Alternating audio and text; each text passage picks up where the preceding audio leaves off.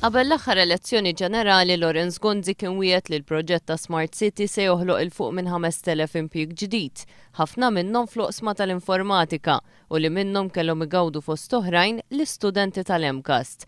Il-proġett tal-iżvilupp ta' villaġġ sportiv fil-White Rocks ukoll kellu joħloq mijiet ta' impjiegi li sallum iżda bħal fil-każ ta' Smart City baqgħu ma materializzawx.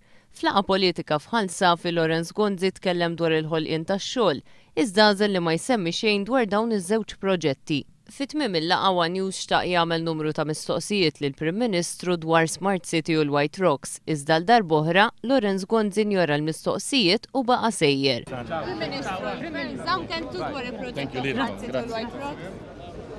One News tkellem ukoll mal-Ministru Tonio Fenek dwar il-proġett ta' Smart City. Ministru, taħseb li l-Gvern żamm kelmtu dwar Smart City? Smart City huwa proġett li miexi. Għal Tonio Fenek laqgħet jitla l-bini hemm l-iżvilupp, iżda mbagħad ma kienx jaf iwieġeb kemm hemm kumpaniji joperaw minn Smart City. Kemm hemm kumpaniji joperaw? Fid-diskors tiegħu Lorenz Gonzi qal li meta jkun qed jitkellem ma' Prim Ministri oħra barranin dwar l-edukazzjoni f'pajjiżna, dawn jaħsbu li pajjiżna għandu żejt. U din mhux biċċajt, meta ngħidha lil sħabi Prim Ministri barranin jaħsbu li għandna żejt. Jaħsbu li għandna żejt. Għandna m'għandniex iż-żejt, għandna hawn, all right? Għandna hawn.